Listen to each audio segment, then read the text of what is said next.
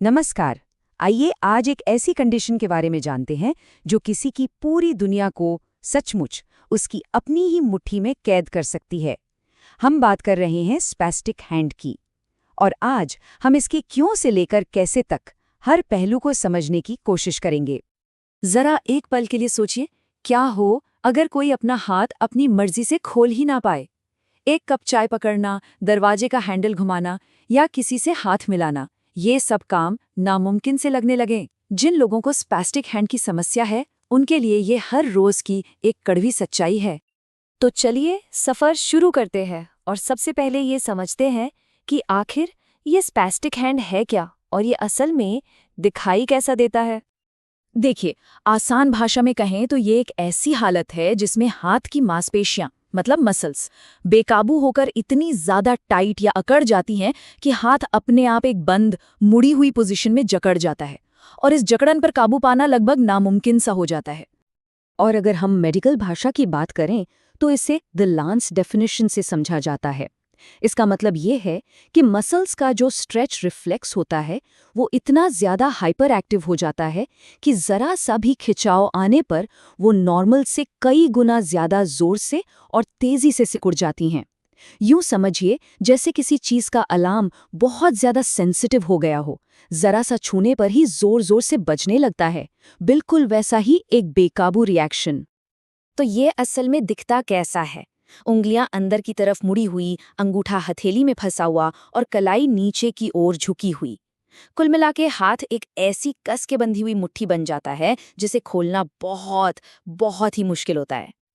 तो सबसे बड़ा सवाल, ऐसा होता क्यों है? क्या गड़बड़ हाथ की मसल्स में ही है? चलिए अब इसकी जड़ तक पहुंचते हैं। और यहीं पर इस कहानी का सबसे चौंकाने वाला पहलू सामने आता है। असल में प्रॉब्लम हाथ में है ही नहीं। जी हाँ, बिल्कुल सही सुना आपने। असली गड़बड़ी हमारी शरीर के सेंट्रल कंट्रोल सिस्टम में है, यानी कि दिमाग और रीढ़ की हड्डी में। हाथ तो बेचारा बस ऊपर से आ रहे गलत सिग्नल्स पर रिएक्ट कर रहा है। मेडिकल भाषा में इस कंडीशन को कहते हैं अपर मोटर न्यूरॉन लीजन या UMNL। ये हमारे दिमाग से मसल्स तक सिग्नल ले जाने वाले तारों यानी कि नर्व पाथवेज में हुए किसी डैमेज का नतीजा है। अच्छा, तो ये डैमेज होता क्यों है? अगर हम इसकी सबसे आम वजहों पर नजर डालें तो स्ट्रोक सबसे बड़ा कारण है, करीब 45% मामलों में। बच्चों में ये अक्सर सेरेब्रल पाल्सी की वजह से देखा जाता है और इनके अलावा दिमाग या रीढ़ की हड्डी में चोट लगना भी इसके मुख्य कारणों में से एक है। तो अब हम ये तो जान गए कि प्रॉब्लम कहाँ है। तो आइए अब ये समझते हैं कि दिमाग में लगी चोट आखिर हाथ को कैसे जकड़ लेती है। इसके पीछे का जो साइंस है वो वाकई बहुत दिलचस्प है। इसे समझने के लिए एक कार की मिसाल लेते हैं। सोचिए, हमारे दिमाग का काम एक ड्राइवर की तरह है जो मसल्स को दो तरह के सिग्नल भेजता है। एक गो सिग्नल यानी चलो या सिकुड़ो, और दूसरा स्टॉप सिग्नल यानी रुको या रिलैक्स हो जाओ। अब यहाँ देखिए, एक नॉर्मल हाथ में गो और स्टॉप सिग्नल के बीच एक परफेक्ट बैलेंस होता है। लेकिन स्पास्टिसिटी में क्या होता है? इसे आप एक तरह का ब्रेक फेलियर समझ सकते हैं। UMN डैमेज की वजह से दिमाग के भेजे हुए स्टॉप सिग्नल्स का रास्ता ही ब्लॉक हो जाता है। तो अब मसल्स तक सिर्फ गो गो गो का सिग्नल ही पहुंचता रहता है बिना किसी रोक टोक के, और नतीजा लगातार सिकुड़न यानी कॉन्ट्रैक्शन। और बस यहीं से एक चेन रिएक्शन शुरू हो जाता है। सबसे पहले नर्व पाथवे में चोट लगती है, इसके बाद स्टॉप सिग्नल ब्लॉक हो जाते हैं, इससे रीढ़ की हड्डी का स्ट्रेच रिफ्लेक्स सुपर सेंसिटिव हो जाता है और आखिर में मांसपेशियां जरा से भी खिंचाव पर बेकाबू होकर जकड़ जाती हैं। और इस बेकाबू जकड़न का असर सिर्फ यहीं तक नहीं रुकता, इसका एक डोमिनो इफेक्ट होता है। एक के बाद एक मुश्किलें खड़ी होती हैं जो शरीर और रोजमर्रा की जिंदगी पर बहुत गहरा असर डालती हैं। इसे आप मसल्स के बीच चल रही एक रस्साकशी की तरह समझें।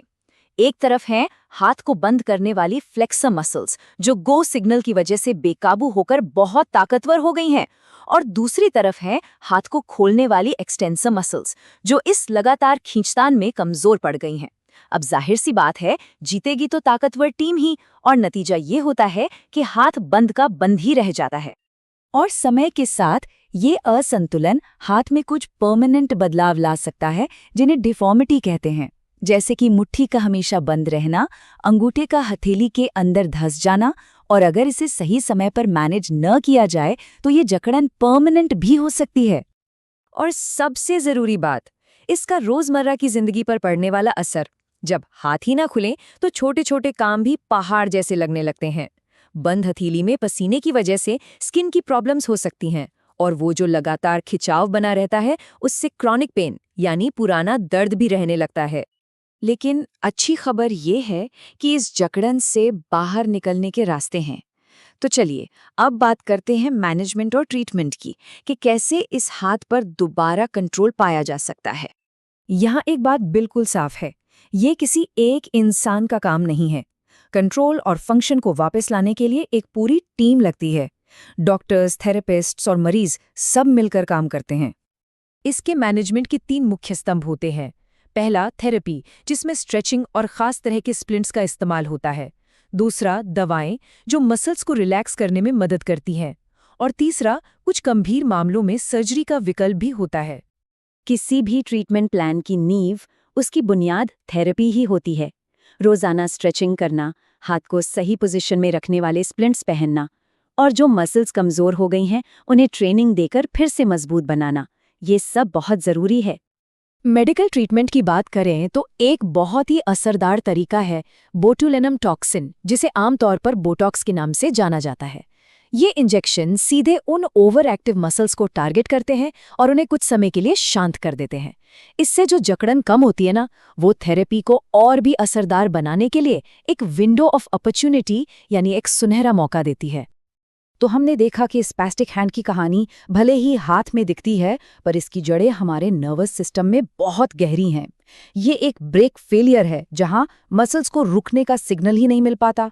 लेकिन सही थेरेपी, दवाओं और एक टीम के साथ मिलकर इस पर कंट्रोल पाया जा सकता है, फंक्शन को बेहतर बनाया जा सकता है। और यहीं पर एक सवाल मन में आता है कि जैसे जैसे टेक्नोलॉजी और रिहैबिलिटेशन की दुनिया आगे बढ़ रही है, ये दोनों मिलकर उन जकड़े हुए हाथों में और कितनी आज़ादी वापस ला सकते हैं।